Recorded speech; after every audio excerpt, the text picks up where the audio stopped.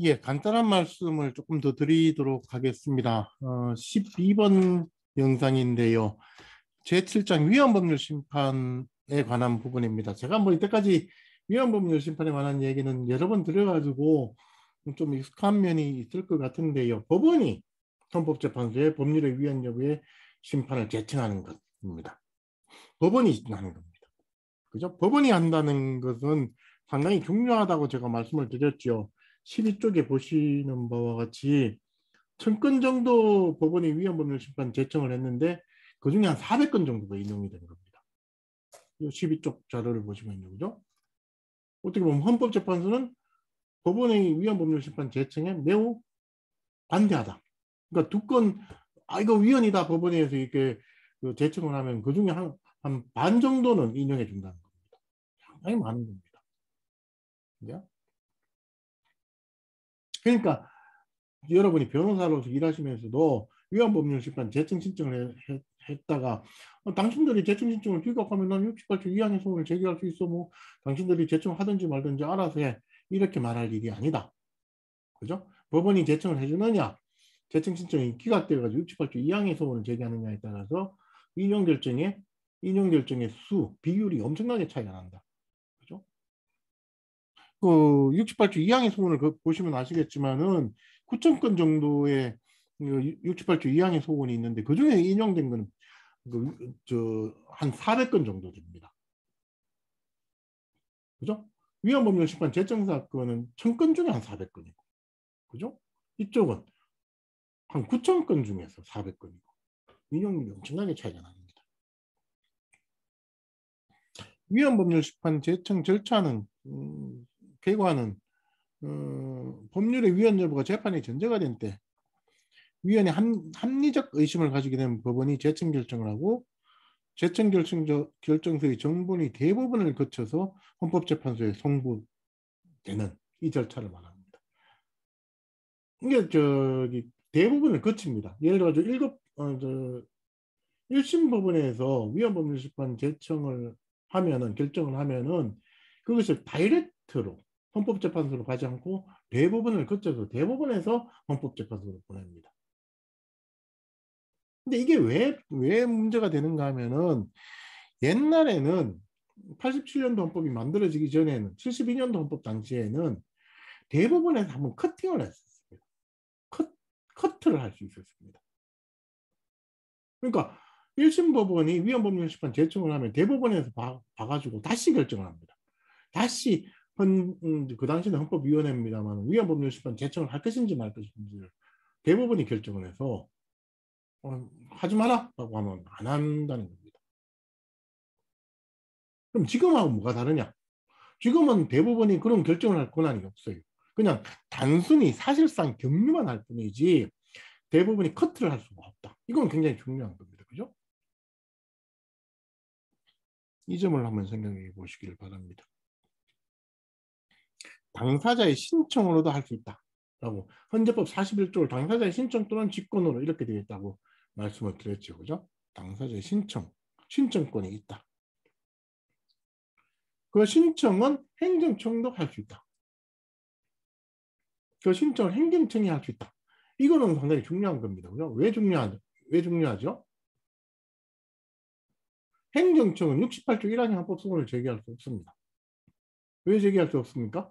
행정청은 그 기본권을 향유할 수 있는 주체가 아니기 때문에. 그죠? 그런데 허가 사건은 당사자이기만 하면은 신청권이 인정되는 겁니다. 그러니까 행정청도 신청권이 있습니다. 그죠? 원고 피고이어야만 하느냐? 원고 피고인이어야만 하느냐? 당사자이어야만 하느냐? 그렇지 않고 보조 참가인도 할 수 있다라는 겁니다. 그렇죠? 그 다음에 장애 사건에서 뭐 한 번 기각된 후에 다시 재청 신청을 할 수 없다. 1심에서 재청 신청이 기각되고 나서 항소심 가서 다시 재청 신청을 할 수 있다 없다? 없다. 그죠? 그죠? 밑에 있는 판례와 같이 항소심에서 재청 신청을 했다가 기각되었음에도 불구하고 그죠? 68조 2항의 소원을 제기하고 하지 않다가 그죠? 대법원을 거쳐서 대법원에서 파기되어 가지고 항소심으로 왔을 때 다시 재청 신청을 할 수 있느냐? 그것도 안 된다 하는 겁니다. 한 번밖에 못 한다라는 것을 관심 있게 보시기 바랍니다. 이 재청 신청은 여러분 변호사 시험에서 기록형 문제로 나올 수 있습니다. 그죠? 위헌법률심판 재청 결정서를 재청 신청서를 작성하라 라는 겁니다. 밑에 43페이지에 있는 이 신청서를 작성해 보라는 겁니다. 여기에서 여러분이 주목해야 될 것은 첫째는 누가 뭐를 주목해야 되는가 하면은 이 재청 신청을 받는 주체가 누구냐? 누가 이 재청 신청을 받느냐? 누가 받습니까? 법원이 받는다는 겁니다. 법원이. 그죠? 그러면 당사자가 법원에 재청 신청을 한다는 얘기는 법원이 할 수 있는 것만 신청할 수 있겠죠. 법원이 못하는 걸 당사자가 법원에 신청하면 안 되겠죠. 법원의 권한에 속하는 것을, 그죠? 직권 발동을 촉구하는 의미에서 신청을 하는 거 아닙니까? 그죠? 그럼 법원이 할 수 있는 일은 뭡니까?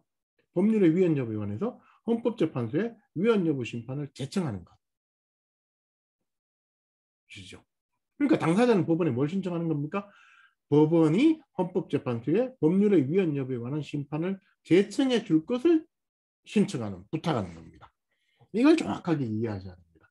여기에 법률이 헌법에 위반된다라는 결정을 구합니다. 이렇게 신청서를 쓰면은, 청구 취지를, 신청 취지를 쓰면은 전혀 그 신청서의 본질을 이해하지 못한 겁니다.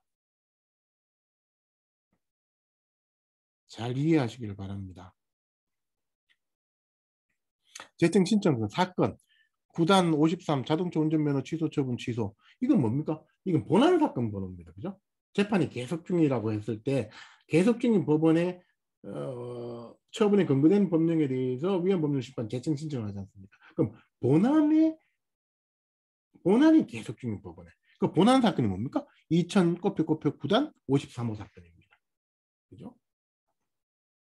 원고는 김충남이고 피고는 대전지방경찰청장이고 이렇게 돼 있는 사건의 본안 사건에 대해서 내가 신청하는 겁니다.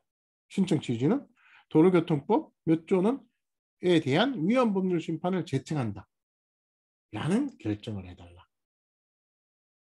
라는 것을 부탁하는 거죠. 그렇죠? 그러니까 법원이 할 수 있는 것은 도로교통법 93조 1항 제2호의 위헌 법률 심판을 제청한다는 결정 형식의 재판을 하는 겁니다. 그죠? 결정 형식의 재판을 하는 거죠. 이 재판을 해달라고 부탁을 하는 겁니다. 여기에다가 도로교통법 몇 조는 헌법에 위반된다라는 결정을 해달라. 이렇게 말하면 번지가 틀려도 한참 틀린 겁니다. 법원은 그런 결정할 수 있는 권한이 있다 없다? 없다. 그렇죠? 신청 이후에 재판의 전제성이 인정돼야 될 것이지요. 그 다음에 2에 로마자 2에 위헌인 이유를 쭉 쓰면 되는 겁니다. 그 다음에 3에 가가지고 그러므로 신청 취지와 같이 결정해 주시길 바랍니다. 이 신청 취지가 뭐 있습니까? 신청 취지에 뭐가 있습니까? 내가 법원에 대해서 원하는 것에 100%가 기재되어 있는 거죠. 나는 지금 이 신청서를 왜 씁니까? 법원이 이 도로교통법 조항에 대해서 헌법재판소에 위헌 여부 심판을 제청해 줄 것을 부탁하지 않습니까?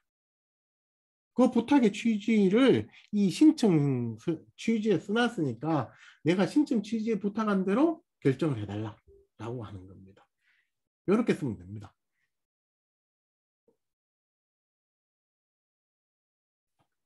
그죠? 위홍구의 대리인 변호사 이똘똘. 여기는 변호사 강제주의가 적용됩니까? 안 됩니까? 이건 행정사건에 변호사 강제주의가 적용되느냐의 문제입니다. 헌법재판에 변호사 강제주의가 적용되느냐의 문제가 아니고요. 왜? 이 소송 행위는 누구를 향해서 어디에서 일어나는 겁니까? 지금 법원에서 일어나는 거 아닙니까? 그럼 행정소송 우리 변호사 강제주의가 적용되고 있습니까? 안 되고 있죠. 그러니까 꼭 변호사가 이 신청서를 쓸 필요가 있다 없다? 없다. 당사자가 직접 써도 된다. 그런데 중요한 건 이 재청 신청이 기각된 경우에 헌법재판소에 68조 2항의 소원을 제기하려면 그때는 변호사 강제주의가 적용된다. 왜? 그럼 헌재를 대상으로 하는 소송행위이기 때문에 그렇습니다. 그죠?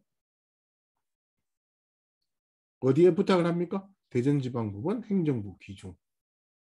대전지방행정부에 대해서 이런 부탁을 하는 거죠. 위헌법률 심판을 제청해 줄 것을 부탁하는. 요 위헌법률 심판 제청 신청서의 양식에 대해서는 여러분이 충분히 알고 계시기를 바랍니다. 시험 문제는 얼마든지 나올 수 있습니다. 그죠? 제가 이 2010년도에 변호사 시험, 모의 시험 볼 때 기록형 문제를 냈었는데 그때 제가 위헌법률 심판 제청 신청서를 써보라고 냈었습니다. 그때 이 신청 취지의 기재와 관련해서 뭐 여러 가지 해프닝이 있었습니다만은 제 의견이 지금은 정설로 완벽하게 정설로 받아들여지고 있습니다. 그 당시에 헌법재판소의 실무 제휴에도 엉터리로 기재되어 있었고 그걸 가지고 그 당시에 출제하던 교수 다른 교수하고 상당히 분란이 있었습니다만은 저는 그 당시 기재되어 있는 헌법재판소의 실무 제휴 엉터리다라고 생각을 했고 그렇게 기재하면 안 되고 여기 있는 이 책에 있는 신청 취지와 같이 기재해야 된다라고 얘기를 했었는데 그 얘기는 나중에 뭐 실시간에 수업 시간에 한번 따로 말씀을 드리겠습니다. 그 다음에 법원의 위헌 제청. 법원은 스스로 직권으로서도 제청 결정을 할 수 있다고 그랬지 않습니까? 그죠? 합리적 의심이란 말을 쓴다는 겁니다. 단순한 의심도 아니고 위헌이라는 확신도 아니다. 이건 분명하게 여러분이 기억하셔야 됩니다. 그 다음에 제청 신청인의 권리 의무에 영향을 미치느냐 안 미치느냐는 위헌 여부와 무관하다.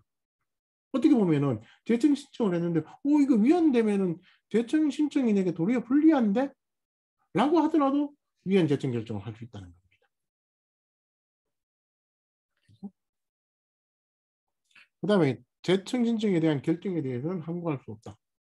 종전은 항고 제항고를 거쳤는데 이제는 뭐가 생겼기 때문에 68조 2항의 헌법 소원이 생겼기 때문에 항고 제항고 제도는 받아주지 않습니다. 항고 제항고는 받아주지 않는다.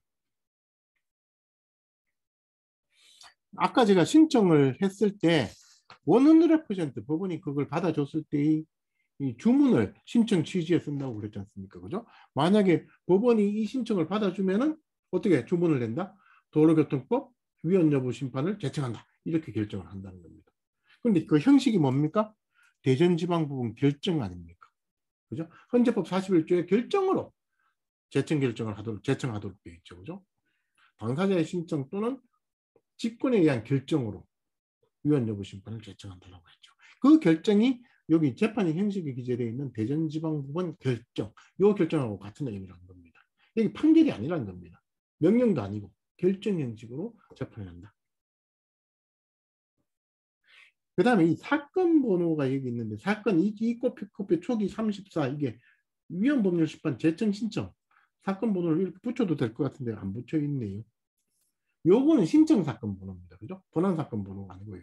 아까 그 본안 사건 번호는 어디 있습니까? 당해 사건에 있죠. 이 꼬표 9단 53.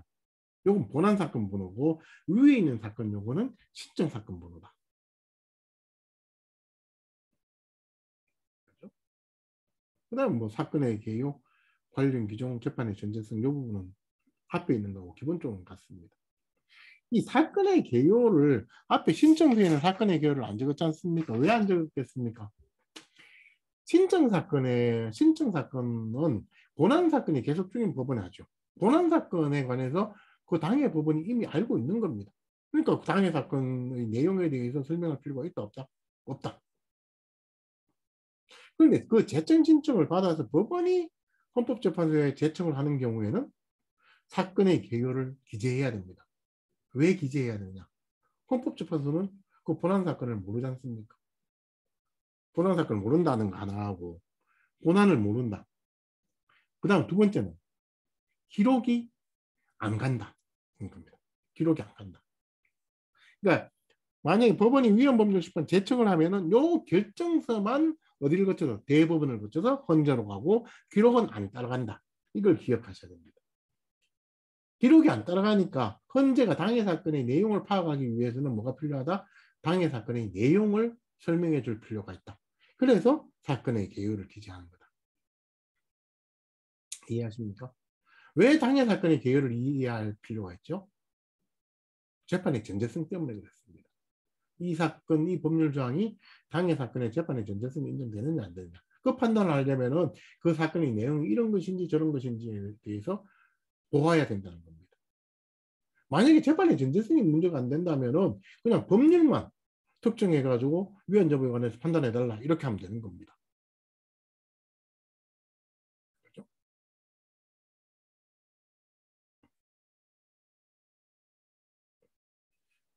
그런 정도의 말씀을 드리고요.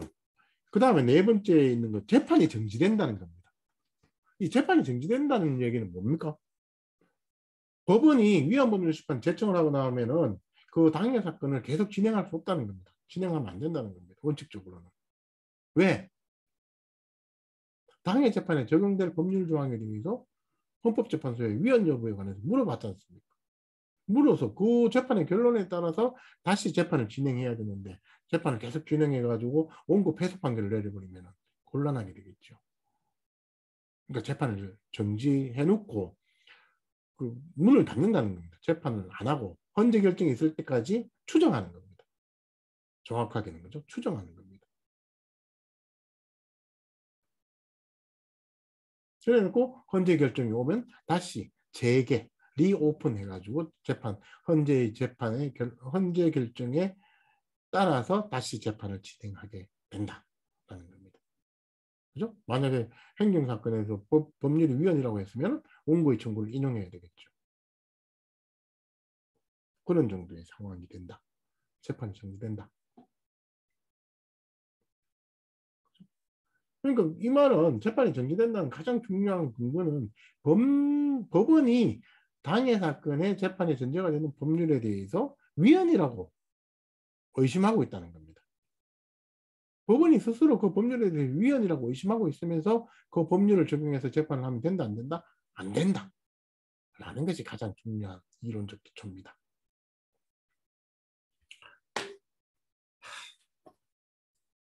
이런 정도의 말씀을 드리고요. 오늘은 뭐 여기까지만 강의를 하고 수업을 진행하도록 하겠습니다. 예, 고생하셨습니다. 실시간 수업 때 뵙겠습니다.